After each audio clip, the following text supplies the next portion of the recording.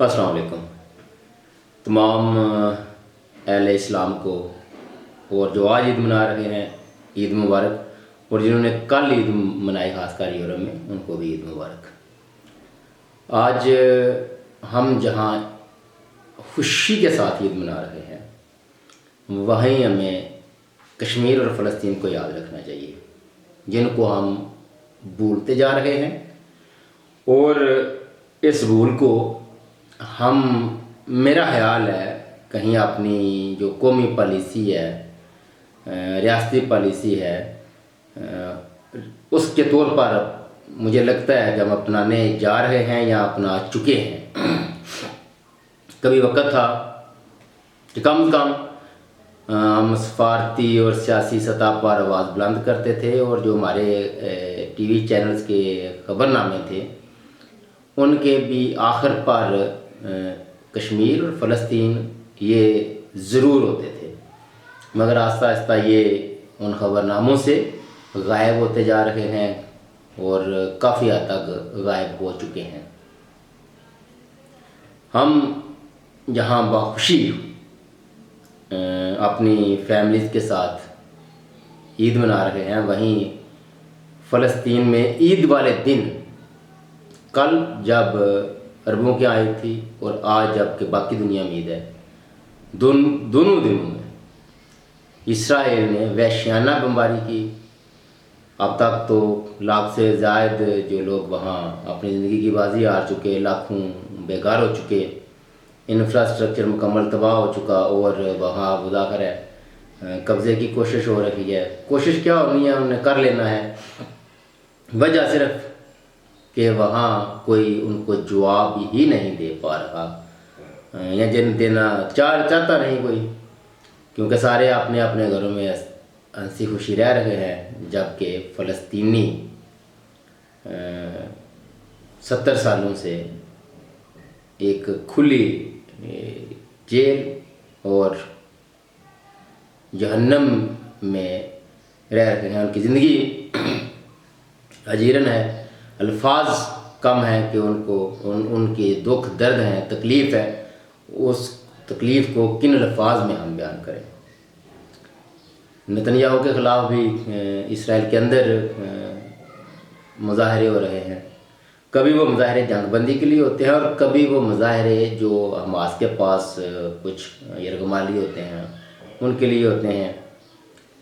मेरा ख्याल इस मामले में भी थोड़ा सा हटके है कि ये यरगमालियों वाला जो चक्कर है, ये सिलसिला है, ये सिर्फ़ फ़लस्तीन पर मज़ीद बमबारी और उनको नीस्तो नाबूद करने का एक जवाज़ होता है।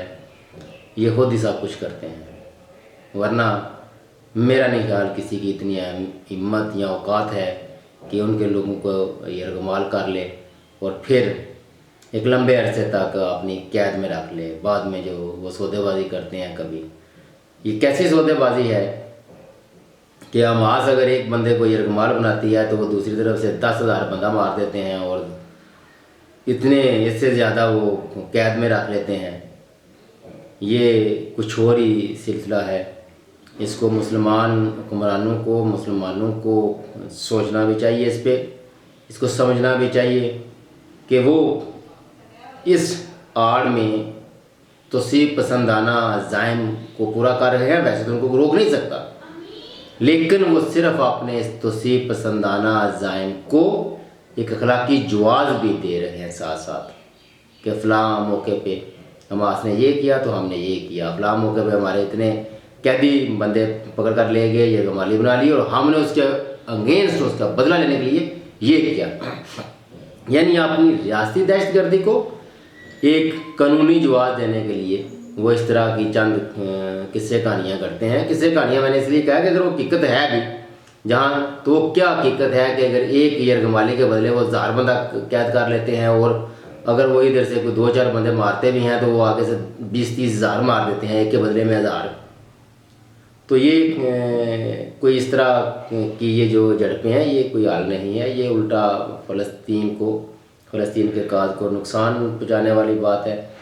हाँ, जब तक सारे मुसलमान मुल्क, देखें गैर मुसलमान जो ममालिक हैं वो भी फ़लस्तीनियों के लिए आवाज़ उठाते हैं। और मेरा ख्याल है अवामी सतह पर वो लोग ज़्यादा आवाज़ उठाते हैं मुसलमान ममालिक की निस्बत, क्योंकि पिछले दिनों आपने देखा कि पाकिस्तान में कि फ़लस्तीनियों के हक़ में जो मुजाहरे किए गए उन पे पुलिस ने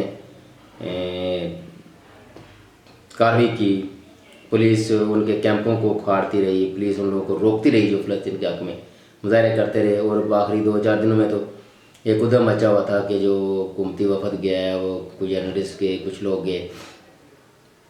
मैं कोई इसराइल के ख़िलाफ़ नहीं हूँ, लेकिन मैं फ़लस्तीन के हक़ में ज़रूर हूँ कि जब तक फ़लस्तीन को एक उसके साथ अपने रहने के लिए कोई हक़ नहीं मिलता, उस वक्त तक इसराइल को तस्लीम नहीं करना चाहिए, ना इसके साथ कोई ऐसे तल्लुकात रखने चाहिए। बहरहाल इस खुशी के मौके पर आप अपने कश्मीरी और फ़लस्तीनी भाइयों को भी ज़रूर याद रखिएगा। अल्लाह हाफ़िज़।